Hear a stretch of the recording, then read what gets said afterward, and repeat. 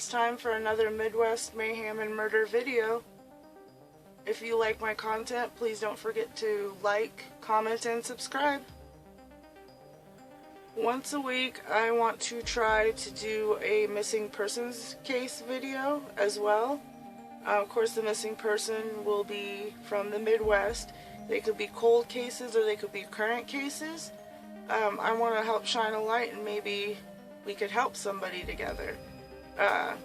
So if you live in the area, it would be awesome if you shared the video. I keep being pushed off the roof of a house.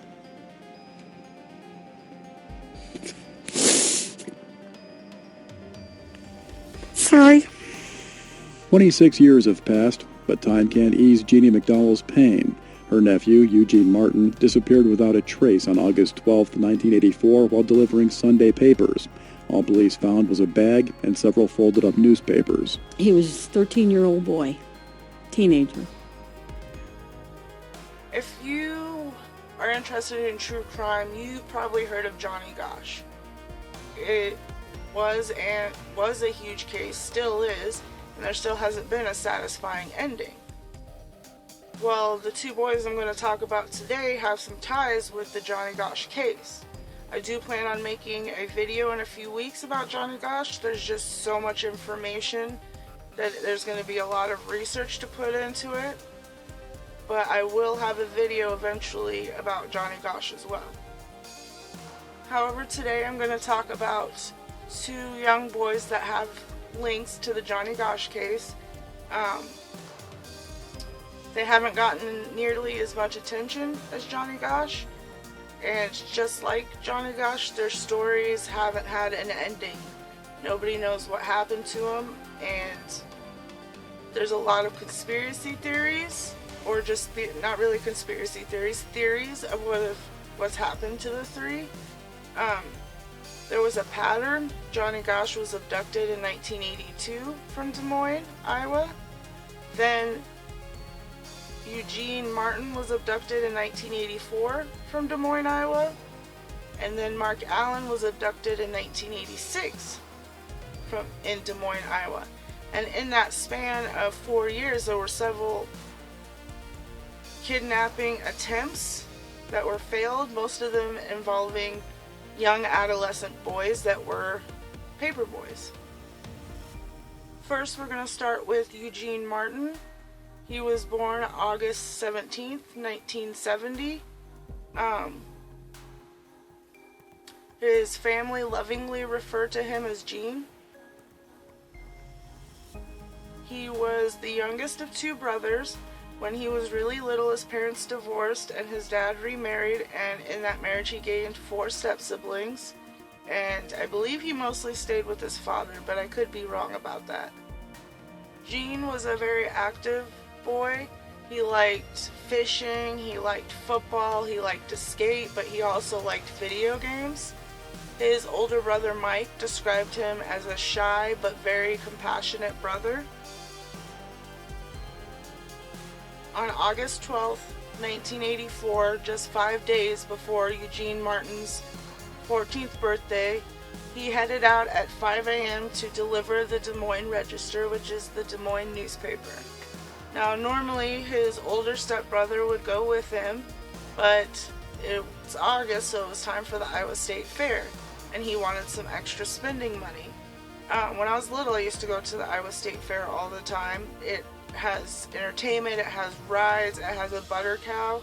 I'm not joking, there's a butter Elvis too, but it's great for younger kids, and he wanted to have a good time with his friends, but he needed some extra cash to do it. And whenever his brother went with, his brother got part of the pay. So just this once, his brother allowed him to go by himself to deliver newspapers. Between 5 and 5:45 a.m., witnesses saw Eugene talking to a about 30-year-old man. He was clean shaven, and it was a friendly conversation. Eugene was at Southwest 12th Street and High Drive, and where they connect. Between 5:45 and 6:05, other witnesses saw him folding newspapers and talking to a man that they described exactly the same as the witnesses from earlier, and after that there was no known sightings of Eugene. Keep in mind this next part of the timeline might be a little off. Several sources said different times for when Eugene's newspaper manager contacted his parents and when his parents contacted the police, but I'll do the best I can. Around 7 a.m., calls began pouring into Eugene's route manager because they hadn't received their papers. So his route manager called his dad's house around 7:15.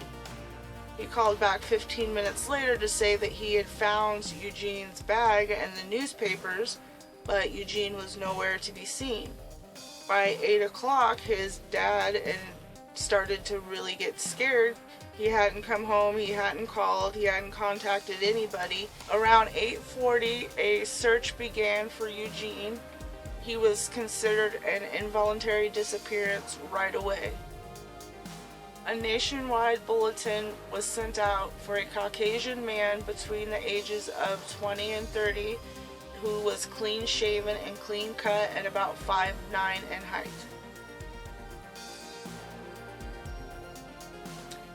The FBI did believe right away that there was a connection between Eugene's disappearance and Johnny Gosch's disappearance, and they believed that whoever took Eugene was a loner. James Rowley has a missing poster in his garage of Eugene Martin, so he's reminded of the boy every day. He considers it the case that he'll take to the grave. He was one of the detectives on the case when everything went down. Raleigh followed tips to Canada, Cancun, and Mexico. I believe altogether there was 899 leads that the police went through. There was no evidence of Eugene whatsoever, well, besides the paper bag that they had found. This whole situation broke his parents' heart, of course.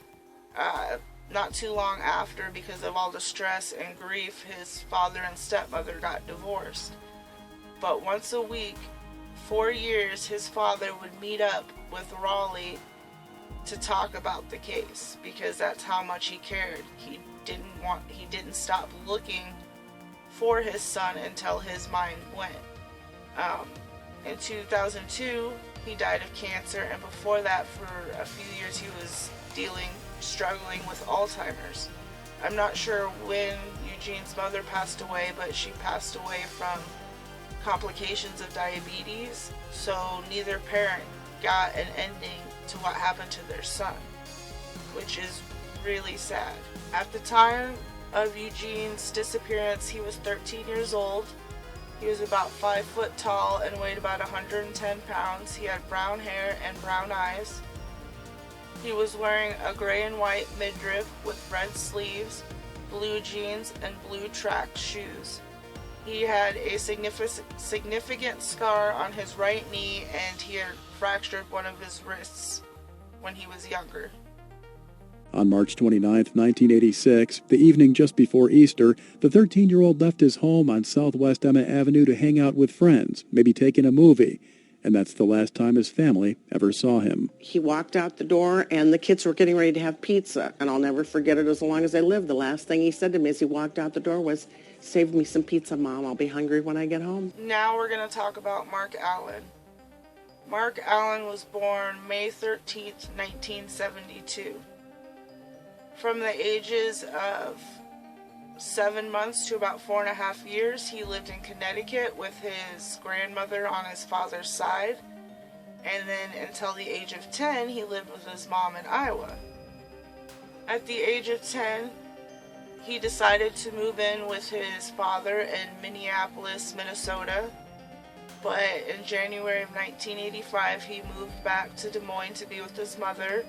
He wanted to be closer to his older sister and his little brother, but he always felt like an outsider in his family and outside of his family. Marc was very intelligent and he got good grades in school, but despite his intelligence, not all was well in Marc's life. he was dealing with a lot of behavioral problems, and his mom referred to him as a handful. It was the night of March 29th, 1986. It was the night before Easter. Marc was looking forward to going to his friend's house and possibly going to a movie. His last words to his mother were asking his mom to save him some pizza because he was going to be hungry when he got home. She watched him walk to the bushes and they waved at each other, and then he headed south down Emma Avenue to his friend's house, but he never made it there. On Easter morning, when Marc's mother got out of bed, she noticed he wasn't home. She thought maybe he had went to his grandma's house, her mother's house, because she always had Easter baskets for the kids. So she called her mom up, but she hadn't seen her, and that's when she realized that he never came home the night before. So she called all his friends, and none of them had seen him. So that when she found that out, she called the police, but the police told her that she couldn't report anything for 48 hours, which, don't get me started on that. But when they did decide to take it seriously, because he had behavioral problems, they considered him a runaway, but his mother knew better. It wasn't until much later that they considered it an involuntary disappearance. The police spoke to his father in Minnesota and his grandma in Connecticut, and neither one of them had heard from Marc either. There's not much about the case after that, but Marc's mother claims that the police seemed really disinterested in her son's case. Now she just wants peace. She does believe that her son is not alive any longer, but she wants his body home so she can have some more peace. At the time of Marc's disappearance, he was 13 years old. He had light brown hair and blue eyes, and he was about 5 foot tall, and he weighed approximately 90 pounds. He was wearing a light blue t-shirt, blue jean shorts, white socks, and gray tennis shoes with Velcro straps, and he had a small scar on the top of his head.